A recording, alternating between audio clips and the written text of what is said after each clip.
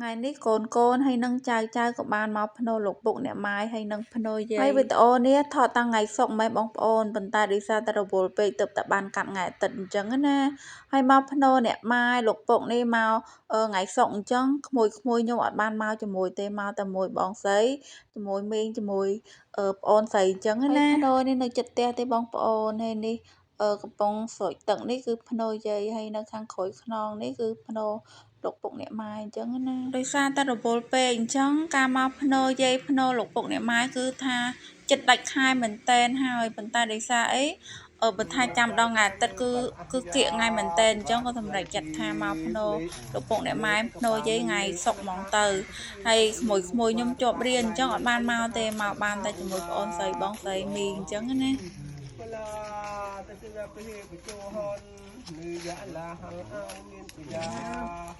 បែបពុះញាទៅតាម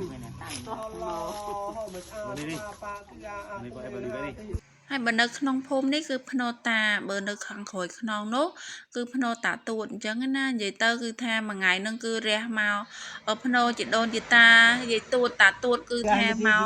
ពេញមួយថ្ងៃតែម្ដងអូឡំក៏ភៀលីអាលើក៏ពូវិមលែមិនស្ទែមែនវ៉ៃមិនស្ទែមើលទីវ៉ៃម៉ូទីនេះវ៉ាំអាមីនទេว่าก็พอลาหมดได้จ้าบ่ายฟังเสนอเทวดาเพียนทำไม่ใช่อาทิวัฒนายการทำอาลาบาที่ว่าเอามาที่ดาวองเสีย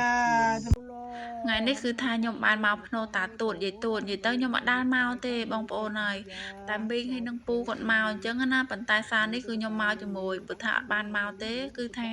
អត់ស្គាល់ភ្នូរយាយទួតតាទួតហើយភ្នូរយាយទួតតាទួតនេះក៏អត់នៅភូមិមួយខ្ញុំទេគឺថាភូមិឆ្ងាយពីភូមិខ្ញុំអញ្ចឹងណាជិះម៉ូតូរៀងឆ្ងាយដែរហើយតែមីងនឹងពូទេគាត់មកនិយាយទៅរាល់ឆ្នាំដឹងថាមកហ្មងតែខ្ញុំទៅសារនេះត្រូវតែមកហើយបើអត់មកទេគឺអត់ស្គាល់ភ្នូរយាយទួតតាទួតទេថ្ងៃនេះគឺថាជិះម៉ូតូរះពេញពី3ភូមិហ្មងហើយការជិះម៉ូតូរះពេញពី3ភូមិហ្នឹងណាមេឃក្តៅក៏ក្តៅភ្លៀងក៏ភ្លៀងអញ្ចឹងបើស្បែកយើងរៀងខ្មៅស្អាប់អីដែរអញ្ចឹងណាប៉ុន្តែខ្ញុំអត់មានភ័យបារម្ភអីទេបងប្អូនដោយសារតែខ្ញុំជឿជាក់ទៅលើផលិតផលហើយប្រភេទស្ក្រាប់ធម្មជាតិនេះបងប្អូនពេលដែលស្ក្រាប់ហើយបើស្បែកយើងសភ្លឺសម៉ត់សលងសបែបធម្មជាតិហ្មងបើថាបងប្អូនលាបឡេទៀតគឺឆាប់សខ្លាំងមែនតើហើយជាពិសេសទៀតនោះបងប្អូនដែលគាត់មានក្លិនខ្លួនក្លិនសាក្លិនក្លិអីគឺថាបំបត្តិល្អខ្លាំងមែនតើបងប្អូនពេលដែលប្រាហើយបើស្បែកយើងសភ្លឺសទន់ហើយជួយបំបត្តិក្លិនខ្លួនក្លិនក្លៀកក្លិនសាល្អខ្លាំងមែនតើនិយាយទៅគឺជឿជាក់ទៅលើផលិតផលស្ក្រាប់ធម្មជាតិនឹងតែម្ដងបងប្អូនដែលគាត់ចង់សាកអាចឆាត់យកផេកបានណា